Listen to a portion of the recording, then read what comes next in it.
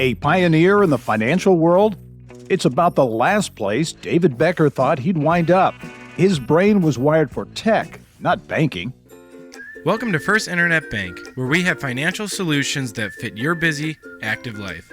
Becker's banking vision? No branches, no tellers. Make it easy for people. Let them unlock their financials with their fingertips. Meet the tech-savvy Indiana entrepreneur way ahead of his time. How he helped open the door for online banking. First Internet founder David Becker. His journey from Indianapolis Times paperboy to financial trailblazer. My guest this week on the Business and Beyond podcast.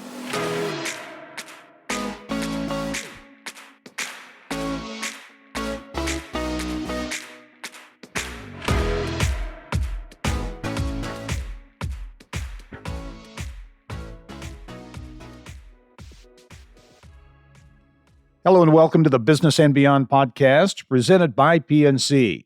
I'm Gary Dick with a conversation this week with a Hoosier who spent half his childhood growing up just blocks away from the roar of the engines at the Indianapolis Motor Speedway, the other half on a farm in the Indiana countryside. Those early life experiences in Eagledale and Monrovia helped to shape Dave Becker. He's an Indiana Tech serial entrepreneur who nearly 25 years ago decided he had the business model to make it easier for people to bank by doing it online. And it gives me a great deal of pleasure to welcome to the podcast, David Becker. David, how are you? Doing good, Gary. How are you? I'm great. You know, a combination of COVID and some other things. It seems like it's been forever since I've, used to run into you all the time and see you, but it's been a while. How are things? Doing good. You're spot on. The COVID kind of shut everything down for a couple of years. It's great to get back out again and interact with people. And I think we're all much more productive when we can greet each other face to face. Yeah.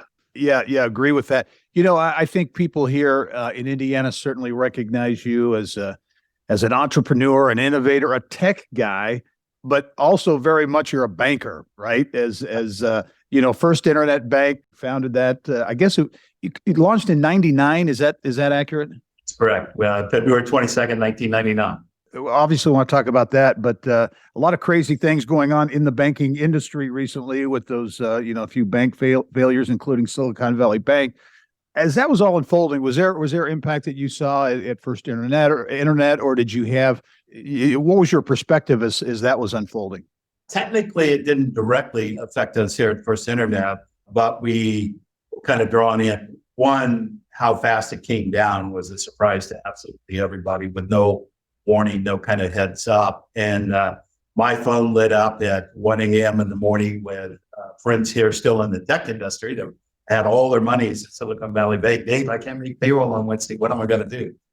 So that started a chain reaction of events literally all weekend on the phone with legislative folks here in the state, the ITA, the lobbying effort, talk to the folks down at the State House, the governor's office, IBA, Department of Financial Institutions, American Bankers Association, everybody trying to figure out what's going to be plan B come Monday morning if the Fed had not stepped in and released the deposits. So we kind of set up, I talked to Tom White, who's chairman of the DFI, that Tom, I'm going to help my friends make payroll one way or the other. It'll probably be a loan you're going to criticize. And that static, he said, they do what you have to do. So it's really a great example of how the state came together in a whole lot of ways. And there were a lot of things going on in the background that nobody will ever see or hear about. But I think we were pretty well prepared. Had the Fed not stepped in and released those funds, Indiana would have been good come Monday.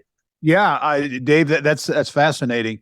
Obviously, it hit the news, but as we were seeing things publicly, there were already a lot of things going on behind the scenes, as you say, to try to address the situation.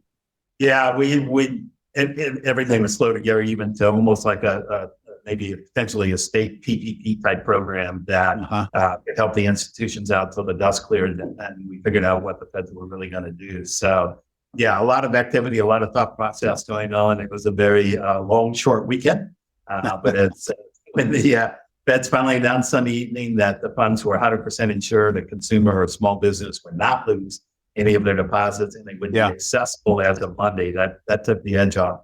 But people are being smart. We've opened up probably 2 or 3 dozen accounts with institutions and firms here in the state of Indiana that were banking 100% Silicon Valley. So now have a backup position, even though First Sellers stepped in and bought most of the assets. People are diversifying a little bit, and it will change banking, and it will impact, with the closure of Silicon Valley, the tech industry for years to come. I think we're by far, and again, one of the largest supporters, particularly of startup companies in the tech world. And that's going to have a lot of impact. Those are going to be big shoes to fill. Yeah, I wanted to ask you about that, David, in particular, the Silicon Valley Bank failure, the impact, on the startup community, because they were so fully entwined in the startup community, including here in Indiana. Yeah. In fact, talking to folks from High Alpha over the weekend, all 40 of their companies were banking with Silicon Valley. High Alpha banked with Silicon Valley. They were all frozen and locked up. And a lot of panic over the weekend. And as you know, most small tech companies, they pay twice a month on 15th, the 30th. So come Wednesday, they need money for payroll. And association, one of the Silicon Valley had a lock on the market, so a little onerous in some of their requests and procedures. And one of the plays is, we're going to assist you financially. You need to have 100% of your deposits here. I think whatever happens in the future, companies will just not agree to those terms. They have to have a safety net. But as you state, 90% of their business was in the tech field, and it's going to leave a big hole for a long time. And Citizens that bought them does have a startup community, but not of the size and scope. And hopefully they can retain most of the employees at Silicon Valley. And when the dust settles here, 3 to 6 months, it got to re-energize. But it will change the way things work going forward. Yeah. Dave, think back, First Internet Bank. I say you're a banker, but I think is more than anything, you're an innovator. And you launched First Internet Bank in 1999, the first state-chartered FDIC-insured bank, I think, doing business solely on the internet. Think back to 1999 and maybe a little before, when you got this rolling. Did people look at you like you were crazy? An internet bank? Well, yeah, they looked at me like I had 3 heads, and more importantly, that I'm launching an internet bank out of Indiana. Nothing gets launched in Indiana. So it was a pretty interesting play, and actually started the process in 1996. I was talking to Bud Milton and the team at the time, First Indiana Bank. The idea, hey guys, you can go nationwide and do it electronic. You don't have to do brick and mortar. And Bud said, Dave, great idea, but I just don't think it's going to work. And that was kind of the end of the conversation. So I'm standing at the elevator with my VP of sales, and he goes, well, what are we going to do now? I said, I think I'm going to go start a bank, prove to the world it'll work. And he goes, what do you know about banking? I said, well, I know what I don't like. He said, I've been very successful in the computer world. I can't write a line of code. So I think I can figure this out. So that was the start. It took 3 years, and I could go on for hours about the interaction with the regulators on trying to get a bank charter as a de novo institution that was going to be 100%. And if you remember, back in the late 90s, we were still on flip phones and computers. You still want the Blockbuster to get a video. All the things we take for granted today didn't exist in 1999. Yeah, nobody believed that it was flop. And you had to get I remember you telling the story and hearing the story. You had to get a safe, right? You had to make sure you had a safe.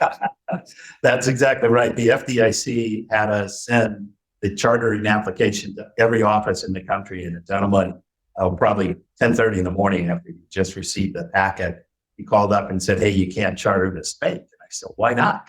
He said, you don't have a vault. We don't need a vault. We're not going to have customers. We're not going to have safe deposits. That's just a black and white rule. You have to have a vault. So I made the run over to Sam's Club, bought a little vault, set it in the office. As we say, the rest is history.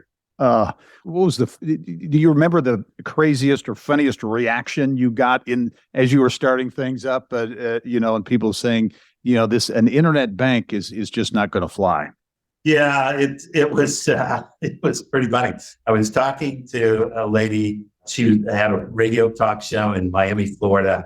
I was explaining to her how you could link your children's accounts together. You could pay bills electronically. You can do all this stuff. And she just started screaming to the phone, oh my God, does this really work? I do it with my kids. I have children in college. I'm moving money on a daily basis. She goes, My daughter's overseas working for a year. I was going to have to make car payments, rent payments, all this stuff for her. I can send it all up electronically and take care of it. And so I think she actually tried to ring her up while we were talking on the show, saying, I found a cure. I can take care of this stuff for you now. So it was like, just made her day. That is great. Empathy, not only for you as an individual, but with family members, and the ease of moving money seamlessly and literally real time was just unheard of at that point. Yeah, and I read this, and I thought it was funny. I think you were ringing the bell on Wall Street, and you're in terms of you as a banker, you were ringing the bell on Wall Street, and your son whispered something in your ear about the unlikely nature that you would be a banker. Exactly. My oldest son Jason is whispering in my ear as we're ringing the bell. Dad, of all the things I ever thought you'd be successful in, the last thing I thought it'd be as a banker. You've custom your whole life, and now you are one. Yeah, I love it. Hey, Dave, you are a serial entrepreneur. Tell me about your other businesses. I think you have started and sold 5 Inc. 500 businesses. Is that accurate? That's correct, Gary. 2 of them went to public companies, and 3 of them were picked up by private equity and VC companies. Plus, I started a half a dozen other companies over the years, probably invested in close to 15 to 20 firms here in central Indiana over the years. And I think I have a distinction of being just a handful of individuals that have actually started 5 500 companies. A lot of people have done 2, maybe 3, but there's very few of us that got past that number. So, and I actually sold the last one a year ago, February. So I'm down currently to just the bank, having a lot of fun. Take First Internet Bank out of the equation. Is there a favorite? Well, let me ask you this: what was the toughest, including First Internet? What was the toughest company for you to start and get rolling? I tell you, it had to be Wi-Fi, or virtual financial services, which was the connection of traditional banking to the internet. It was the web front end, and it was done via PCs and servers. And banking up to that point in time had been 100% mainframe computers. You might use it as the desktop unit to access the mainframe. Nobody had envisioned any access to the internet and then remote access in. And part of the problem, a lot of the customers loved Wi-Fi, but they were on a core system that was not RDS, my other company. And the core vendor said, no way, we're not going to let him connect, because if he comes in with Wi-Fi, next thing you know, he's going to sell them RDS, sell OneGrid, he's going to sell all the other products. We had to emulate an ATM machine. And that's the way we actually first started connecting to these other outside institutions that were not part of our software group, by emulating and talking to their system. They thought we were an ATM. And so that was a pretty tricky program. And then once we got up to 50 to 60 customers, they finally realized, 1, we weren't going away, and 2, their customers were demanding the service. It didn't happen. So they started working. But we did a whole lot of gyrations. They were throwing up all kinds of smoke screens about fraud and issues. How are they going to control this? Your customers really don't want anything to do with the internet.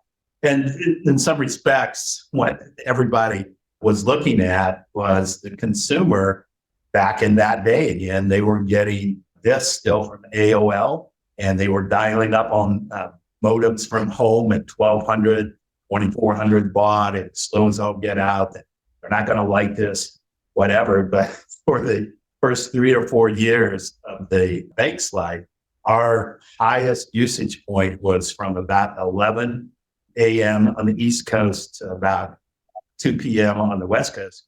Everybody was dialing in work, doing all the banking during the lunch hour. So, that's interesting. It's speed at home, and the cell phone, little shaky, the old flip phones, and did not have a visual image.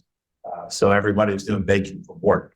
Hey, starting these companies, as you mentioned, you started First Internet Bank, really a visionary idea, and you did it here in Indiana. Starting these companies, growing companies in Indiana, you've been a passionate and out front guy on Indiana as a place for innovation and entrepreneurship over the years. Things have changed dramatically over the last 20 years, to be sure, I think, in Indiana. What's your take of the climate for entrepreneurs, for innovation here in Indiana today? Yeah, I would say, Gary, it has changed dramatically. 20 years ago, it was software artistry, myself, Mark L. Becker Hill. There were 3 or 4, 5 of us around town. We kind of knew each other, but we were all doing our own thing. And there was no cohesive group. There was no startup organizations. There weren't really service companies focusing on tech industry or bioprocessors or anything else. So the infrastructure that's been built here over the last 20 years really gives us a phenomenal competitive edge to get programs off the ground here. I think there's more that we can do. There is seed capital is becoming a little more prevalent. We're probably, if there's any weakness today compared to 20 years ago, kind of the middle management or the folks to take the company up to the next level. We've got a lot of startups that wind up being kind of lifestyle businesses because we don't have the management play to help them scale up and do more. But that's being backfilled. A lot of folks from Tech Point to the chambers and state of Indiana itself are all working on trying to draw talent back into Indiana. And I think with some of the things going on the coast today, that they can be very successful at that. But yeah, there's capital, there's support organizations, there's services companies form. There's a pretty defined path for somebody that wants to start up today that we had no access to. Yeah. As you look at the state, there are a lot of folks, aside from yourself, who say, Indiana really can become this hub, this center for innovation, and a variety of things happening. We had, as we're taping this podcast today, this week, dedicated the bridge at 16 Tech downtown to connect to the medical and life sciences assets downtown, Purdue and IU with their new campus downtown, and you can go on down the list of a number of things. But yet there are detractors who say you can't, Indiana, Indiana can't do it. It's, in the middle of, it's flyover state, blah, blah, blah. What do you say to those folks? I mean, I think you mentioned some. I think there are multiple signs that point in a positive direction for this happening in Indiana, including the fact that a lot of companies are looking away, looking more toward the Midwest and out of, the coasts today. Yeah, I think there's a lot of good things. The number one key to our success is we have phenomenal universities here in the state of Indiana, turning out phenomenal students. And the key for us to really get this success, particularly in the tech space, it is intellectual capital is the number one asset. If we can keep those students here in the state, we're still a gross exporter of graduates out of Indiana. And the key is to get them aware of the opportunities here in Indiana. They go to Silicon Valley, they go to Seattle, they go to Boston, Route 128. And if whatever the first job they go to doesn't work, they know they can walk next door and get a job there. There's 40 opportunities. Well, we kind of have that in Indiana, but you might have to drive from the south side to the north side, or you might have to Fort Wayne or to Evansville. But we have those 40 opportunities, not side by side. It's not Intel repackaged for the 20th time. But I think the key to our success is to keep the graduates here. I think one of the most exciting things I've heard in a long, long time, downtown with IUPUI splitting in two and putting actually Indiana University and Purdue. We're one of the largest cities in the country that does not have a Class A research facility in the downtown or in the metro area of the city. So having two universities side by side and what that will draw in both student talent, faculty talent, resources is going to be staggering. So 16 Tech is spot on. What I love about that location, they're taking an older spot in the city that's sat vacant for years and years. Yeah. And the hardest thing to do is building that bridge and connecting it. The students can walk from campus across the bridge to job opportunities, research facilities. I mean, it's going to be fabulous. Yeah. Hey, one more question on venture capital, on the funding, that fuel for startups. Talk a little bit more about that. You mentioned it a second ago, but there seem to be indications that VC landscape in Indiana that once was a big issue is better now. Is that an accurate description?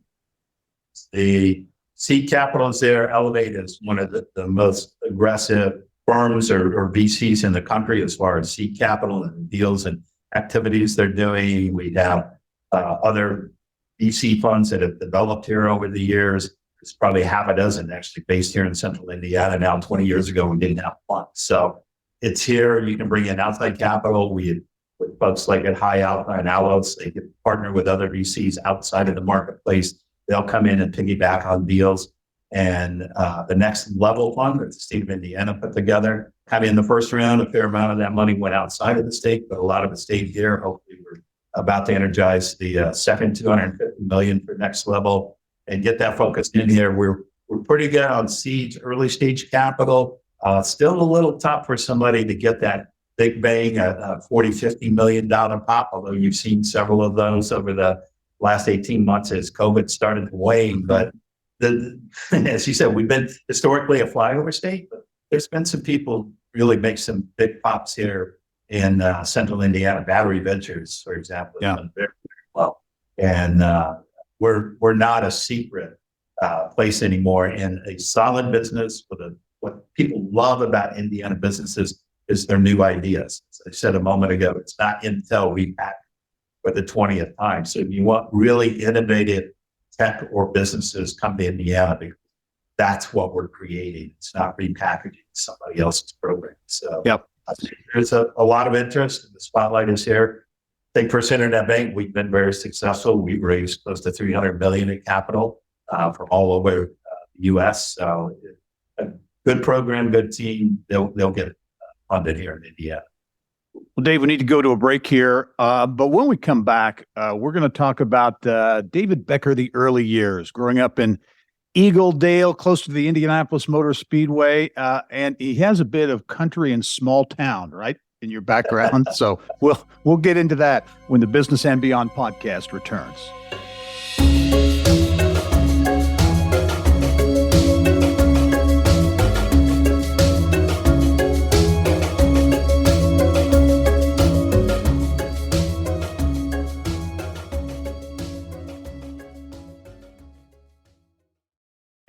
At PNC Bank, we're committed to making a difference in the lives of our customers and communities by helping them move forward financially. As a Main Street bank, we try to do right by our customers with every encounter. Our local teams offer personalized financial advice to help guide you in making the best decision.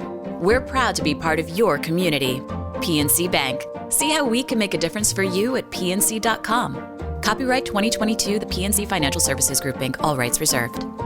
Welcome back to the Business and Beyond podcast presented by PNC. My guest this week, David Becker, the CEO of First Internet Bank and a serial entrepreneur and also a very passionate leader in the tech sector here in the state of Indiana. And Dave, let's talk about the early years. You're an Indianapolis native, right? You grew up in Eagle Dale, not far from IMS, the Speedway.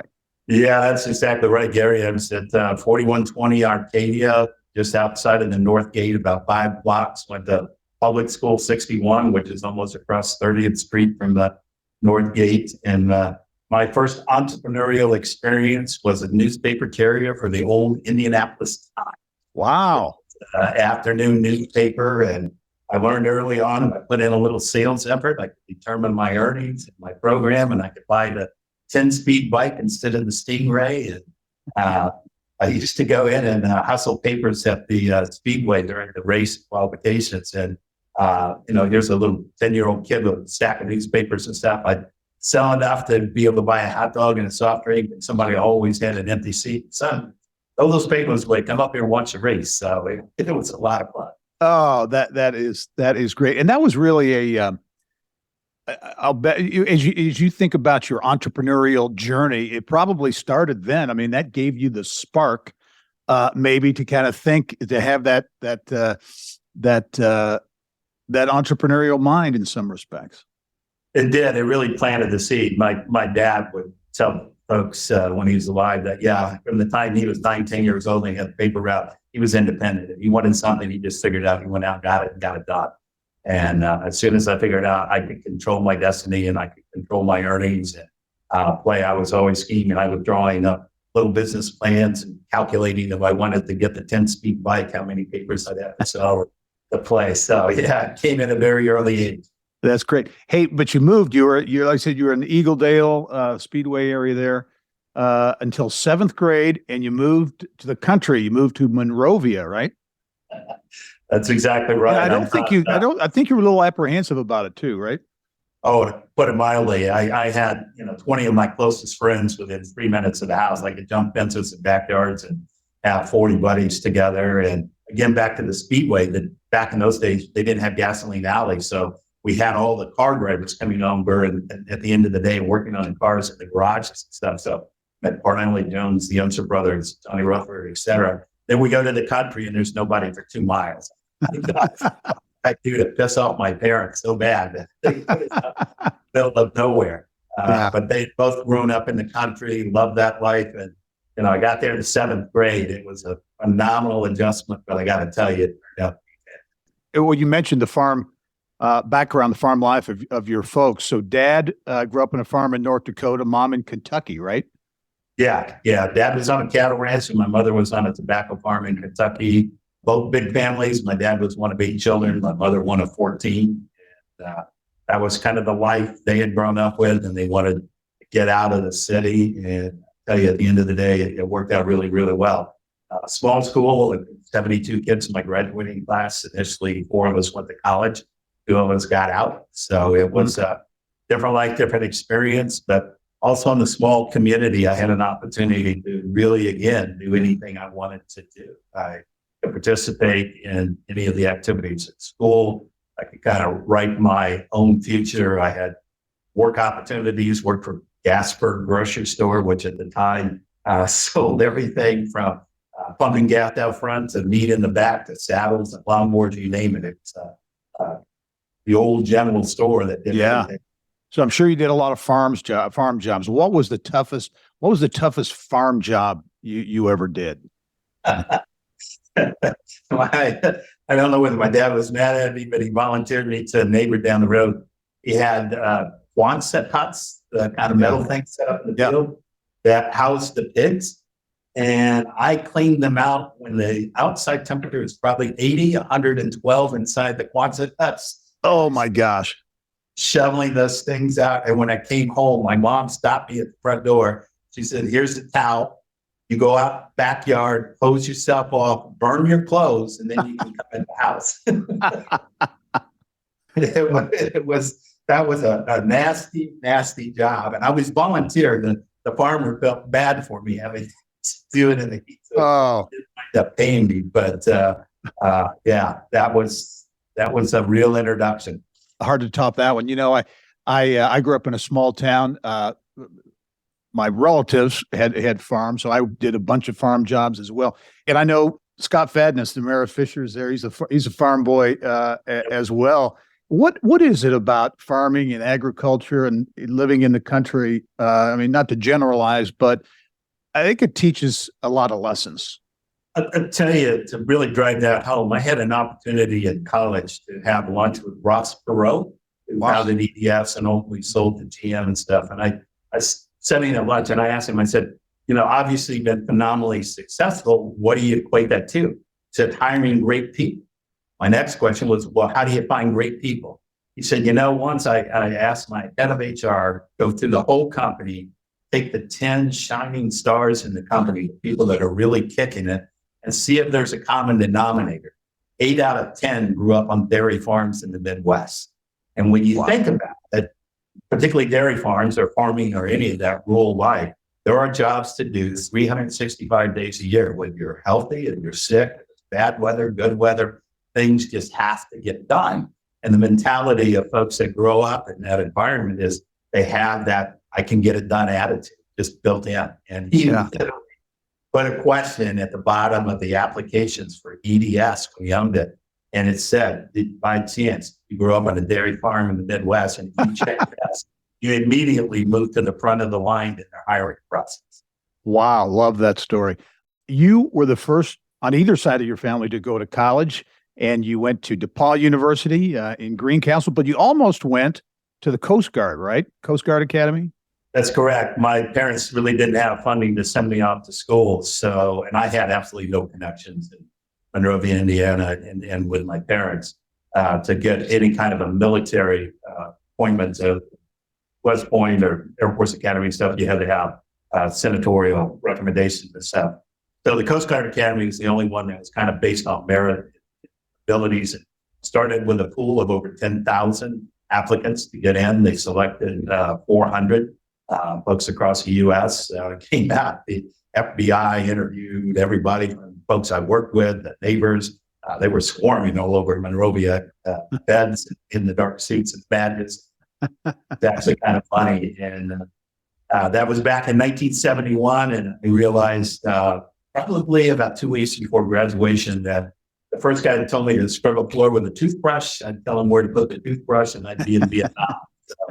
So, that probably wasn't the route for me. And happened to have a high school counselor whose husband went to the bar, went over, spent a day on campus, fell in love with the place, small school, coming from a small school. They offered me a full ride scholarship. As they say, the rest is history. So, wow. Yeah, great. Wow. The full ride. So academic, I assume based largely on academics, you must have been an outstanding student. I was a great student. I was not an athlete by any means. believe it or not, you see me nowadays, but when I graduated high school, I was 5'7" and weighed about 125 pounds. I didn't start growing until I was in college. And I called my mom at Thanksgiving and I said, hey, we need to go shopping for clothes when I get home. She goes, I don't care what those other kids wear at school. There's nothing wrong with your clothes. You got to wear it. I said, Mom, I've grown 5 inches. I put on 40 pounds. I don't fit in clothes. Yeah, need new clothes. Yeah, I didn't grow until I got into college. I kind of, back in the IPS system, I wound up skipping a grade in early days. So I was much younger than the rest of the class. And my growth spurt came a little later. I go back to class reunions now and nobody knows me because I'm 2 inches taller. That's great. Hey, getting ready to graduate from DePaul, you had your eyes on law school. You thought you were going to law school, but kind of at the last minute, you kind of changed course. What was that thought process about? I was kind of the same thing. My original plan, I was going to take a year off, or I guess the kids call it a gap year nowadays, and go out and see it. I just felt I needed a break from school. And it's been kind of historic in my life. I make pretty life-altering changes. A very short bit of notice. But I happened to get a job with General Electric Credit Corporation out of school through what at that point in time was classified as a headhunter. And I got into their management training program. And to this day, I would say the 3.5 years that I had at GE was like a working MBA. They put a phenomenal amount of money into education and training of their employees. In fact, I would classify them. They were back in the 70s, turning out 5,000 middle management people a year out of their companies all over the U.S. I'm stunned today how many people I run into that actually started at GE in their career. And it was just a tremendous play for me to really learn the business. And I was very fortunate I had a boss that kind of let me run Becker Incorporated within the GE framework. He was a little upset when I opened an office in Fort Wayne, signed a lease for GE company. I'll say that proved you really can't do that. You're going to do something like that. He called me first. But when he saw I doubled my sales numbers 45 days after I opened the office, he was a happy camper. Oh, a great story. And what's next, Dave? You've got a lot going on with First Internet Bank. You remain very active, I know, and pushing the state forward as an innovation center. As you look at the next few years, do you have a next big thing out there? I think the future is unlimited for the bank. We've got a lot of irons in the fire. We're doing a lot of neat things during the pandemic. We actually kind of reinvented some of our programs and services internally. We're really setting a great foundation for becoming probably one of the best small business banks in America. So that's exciting as I'll get out personally. I have 5 children. My youngest daughter is going to graduate this spring from IU. And I'm kind of in a position now. I missed a lot of the childhood activities growing up, and I'm getting to kind of live through their life and travel and play. And they're scattered all over the U.S. 5 children going in 5 totally different directions, which is kind of a blast. And been very fortunate to be able to do a lot of travel. So it's I think that the future is tremendously bright here at the bank with things both internally, this whole banking as a service. It's kind of going back to my tech roots, opening up a new market for us. So a lot of great things going on. And as I tell young folks when I talk to them all the time, in fact, I met a lady at an event last week that talked to me years ago when she's in the Core Fellows. She goes, I still remember your presentations. One of the things that you drove home is that, if it's a job and you don't want to go into work, you need to find something that you love and you'll be happy for life. She goes, first job, I made it about 45 days. I thought about your comment, looked for it, made a change, got a job I absolutely love now. You're spot on. I enjoy going into work. It's not a task. That's the way I've felt for almost 50 years now. I'm having a blast. I have made a promise to my wife. I used to sell one company, start two. I'm not doing that anymore. So I get to live vicariously through the bank by starting all these new services and programs. So we still got the entrepreneurial spirit. We're doing a lot of fun things and just keep on doing it. I made a play to the Yellowstone show of the old cowboy that died on the trail, and probably be me, hopefully not at my desk. David, it's been a real pleasure to catch up with you, and just want to congratulate you on your continued successes, and also thank you for the leadership that you have shown, continue to show for the state of Indiana, because you are among the most passionate, visible leaders for innovation, for, again, the talent situation we need to keep and attract more talent here, and you're right in the middle of all that. So thanks for all you do. Thank you, Gary. I really appreciate that. The state of Indiana has been very great to me and my family, and it's my honor to pay that back and help the next generation. So all right. Thank you very much. All right. David Becker, the CEO at First Internet Bank, my guest this week on the Business and Beyond podcast presented by PNC. It is a weekly conversation with achievers in business, sports, entertainment, and beyond. And you can download all of our episodes, more than 100 episodes now, and also get Indiana Business News 24/7. All you have to do is go to InsideIndianaBusiness.com. I'm Gary Dick. Thanks for joining us. We'll see you next time.